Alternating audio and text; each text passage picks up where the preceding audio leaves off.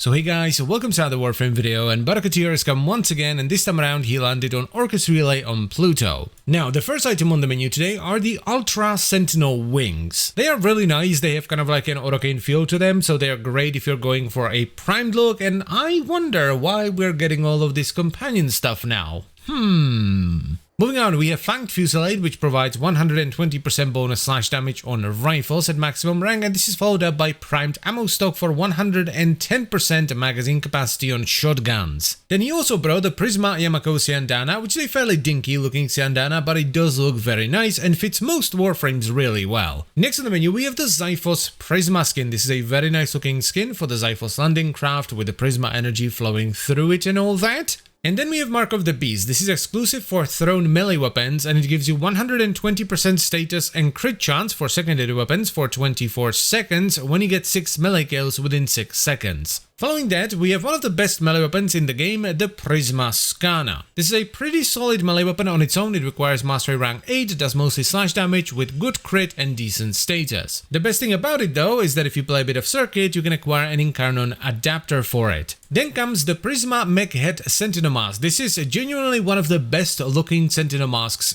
in the entire game. It fits basically all the Sentinels and it looks great. Following that, we have the Katir arrow skin, which is probably my favorite arrow skin. The arrows look great mid-flight, they leave behind nice looking particles, and they look fantastic in a quiver. Then we have another weapon, this time around, the Prisma Machete, which is okay. It's not terrible, it does primarily slash damage with mediocre crit and really good status chance, but you know, it's just nothing to write home about. Then he also brought the Corrupted Heavy Gunner Spectre. This is a consumable item that you can use in a mission to summon a Corrupted Heavy Gunner Spectre. And then he once again brought the Glaring Sigil, which is a Kavat themed sigil that you can put on your Warframe. On the second page, we start off with the Katir Stencil, which is for sort of the living quarters of your orbiter, and it kind of repaints the walls. Then we have some decorations, starting off with the Bronze Kavat Bust, which is just a Kavat bust. It's fairly self-explanatory, as well as the Asra Luxum Ornament. Both of these look pretty cool. Then he has another primed mod, the Primed Rubido Lined Baro for 187% bonus damage on arc guns. Then we have the Tanukai Longsword skin. This one is really cool. I like this one because it changes the appearance of a sword to look like a training sword instead. Then comes one of my favorite posters, the Rhapsody in Blue. This is an absolutely fantastic poster that you can put up in your orbiter. Next up, we have the Gara Immortal skin, and this is definitely one of my least favorite Immortal skins. I don't like this one very much. I don't know what it is, it just...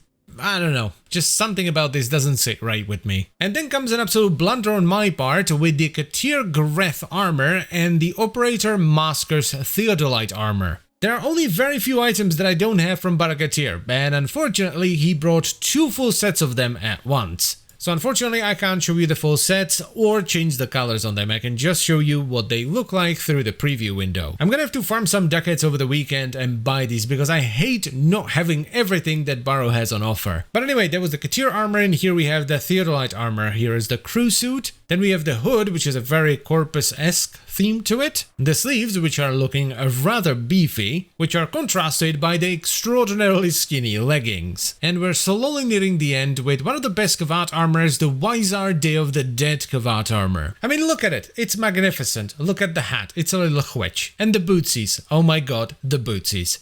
Look at them.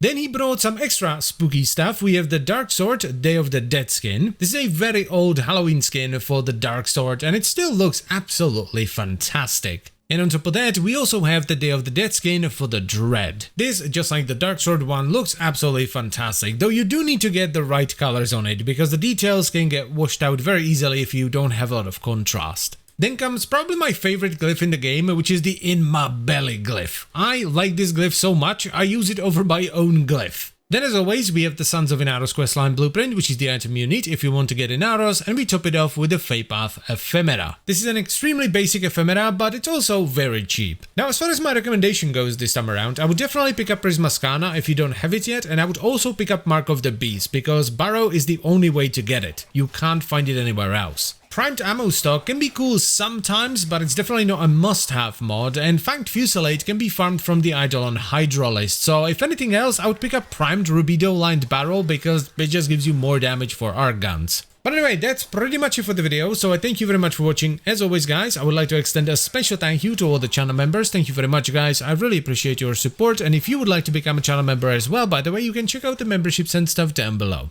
And I'll see you next time. Bye-bye.